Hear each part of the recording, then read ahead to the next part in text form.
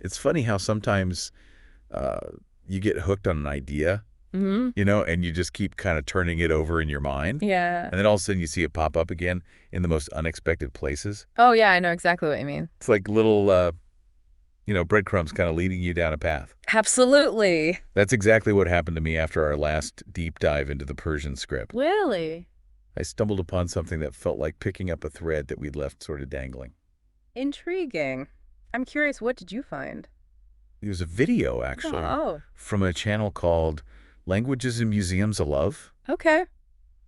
And it was this really fascinating look at a 15th century Iranian plate. Of a plate. Huh. Yeah, and you want to know the best part? I do. It features this inscription in Persian, and get this, it's written in that beautiful Nastaliq script that we were just talking about. Oh, wow. So it's like a direct connection to what we were discussing. Exactly. It Yeah. felt like a little nudge from history, Yeah. Like, hey, there's more to this story.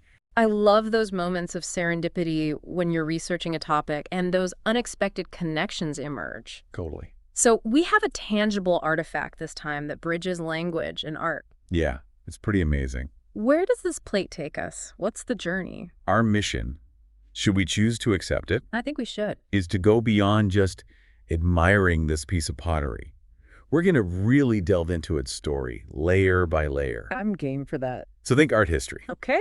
We're going to encounter a really surprising cultural exchange with China, Yeah, that's interesting. and even a connection to a wonderfully witty piece of Persian literature. This is already sounding much more than just a simple plate. Oh, it is. This plate's like a time capsule of its era. All right, let's start unpacking it. Where do we begin? Well, I think a good place to start is with the object itself. Mm-hmm. What are its key characteristics? Makes sense. So picture this, a plate about 35 centimeters across, Okay. made of Iranian earthenware Mm-hmm. with a painted underglaze. Okay. And the video pinpoints its origin to the city of Isfahan. It's fun. Yeah, in northwestern Iran.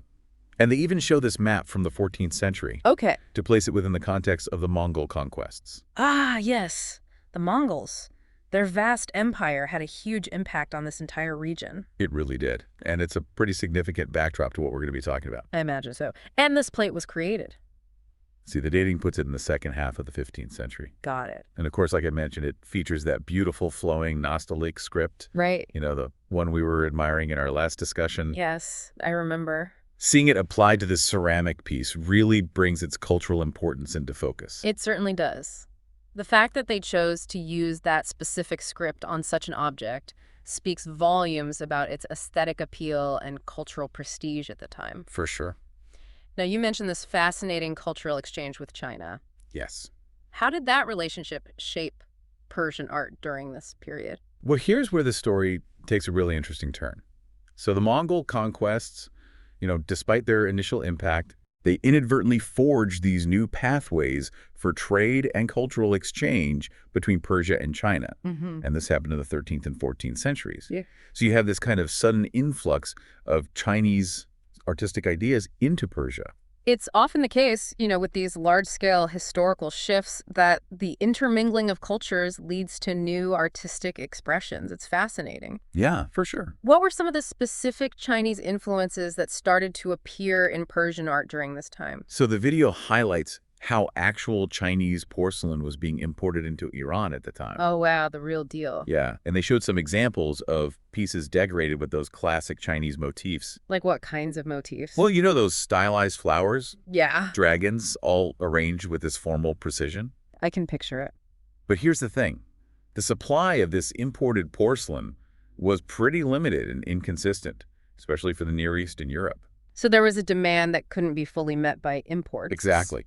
And that's where Iranian artists stepped in and started to develop their own substitute. Makes sense. What did they use? It's called faience. Faience. Yeah, it's a type of earthenware. Yeah. And the video mentions that there's this huge collection of Iranian faience in a museum somewhere. Oh, wow. They don't say which one, but it just goes to show the scale of this local ceramic production that sprung up. Mm-hmm. It's fascinating how resourcefulness drives innovation, isn't it? Absolutely.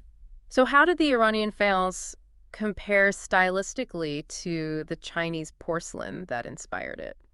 It seems like initially there was this strong admiration for the Chinese designs, They really tried to imitate them, but there's this suggestion that they didn't always fully understand the original symbolic meanings of those Chinese motifs. Oh, interesting. So what might have represented very specific good luck wishes in Chinese culture could have been interpreted more broadly in Persia as just decorative. I see. So there was this initial phase of imitation, but then what happened? And then the most fascinating thing happened. What's that? A true cultural fusion. Ah, so they took those borrowed elements and reinterpreted them through their own cultural lens? Exactly. Persian artists took those initial Chinese inspirations and adapted them to fit within their own artistic traditions. Can you give me an example? Sure. Look at the central floral pattern on this plate, for instance. Right. While its origins might lie in Chinese floral designs, Right.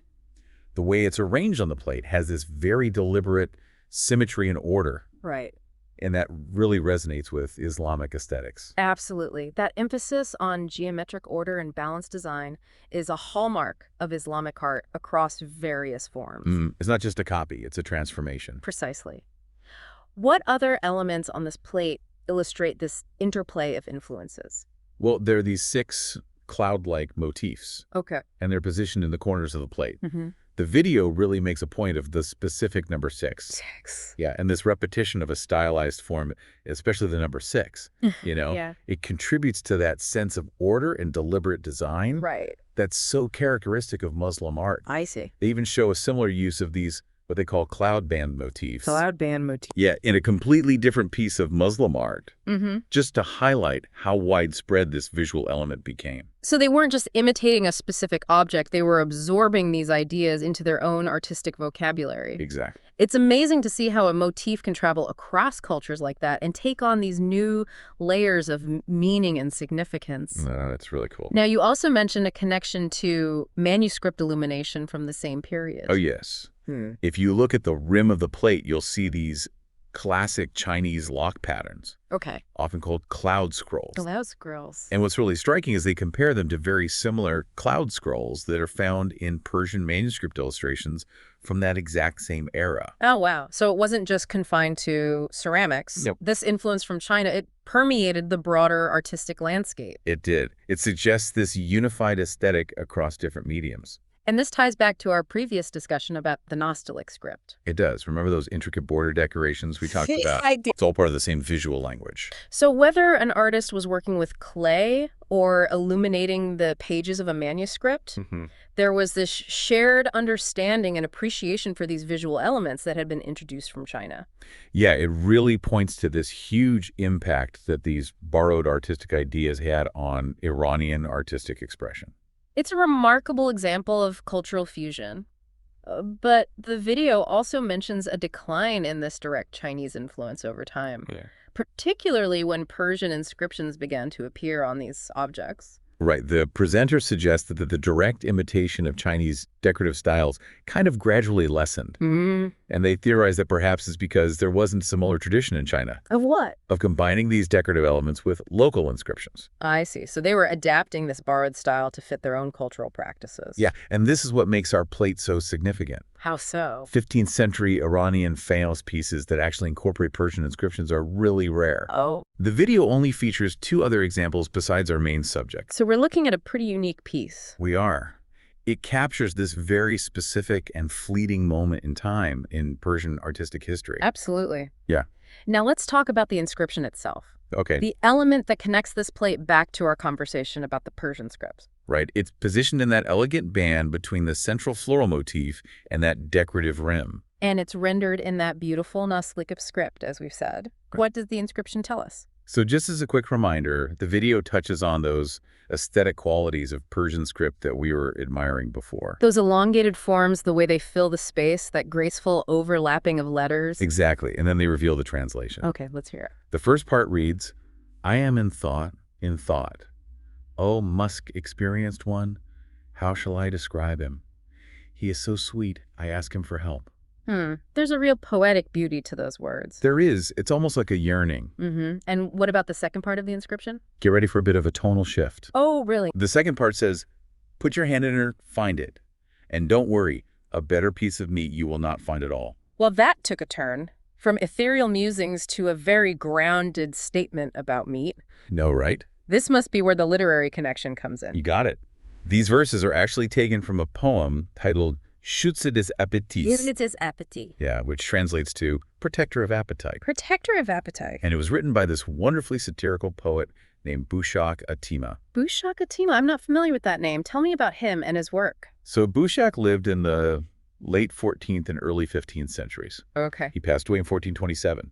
But we don't know his exact birth date. Gotcha. And get this, his profession was that of a cotton comber. A cotton comber. But clearly his real passion was crafting poetry. It sounds like it. And his poetry often playfully parodied the style of the more famous Persian poets of his era. So a satirist using poetry as his weapon of choice?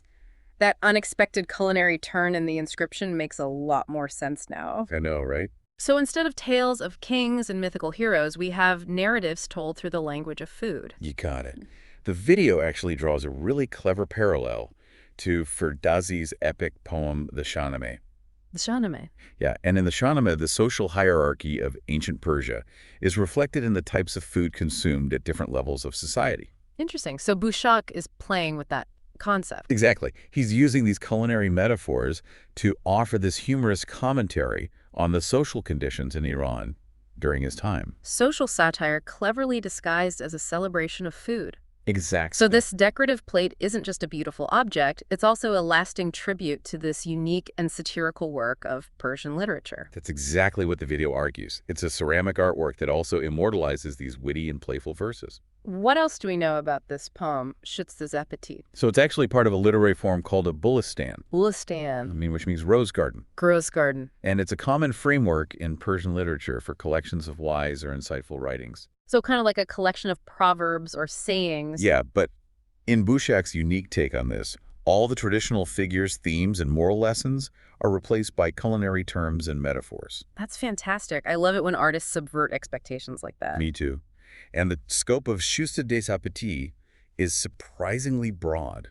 It's structured into 8 distinct parts. 8 parts? Wow. And each part explores a different facet of life. What kind of facets? So you have the lives of rulers' ascetics. Okay. The pursuit of knowledge, communication, old age, love, contentment, the virtue of silence, and even the proper etiquette of eating. Wow. All through the lens of food-related metaphors. Exactly. You can just imagine the clever wordplay and unexpected comparisons. It sounds like a wonderfully inventive and subtly subversive way to engage with social critique. It really is. But I also love how the presenter in the video refrains from offering a literal taste of this literary food, Right. but instead wishes the viewer guten Appetit. Yeah, it's a perfect ending to that part of our exploration. So as we bring this deep dive to a close, what are some of the key takeaways that this remarkable plate offers us?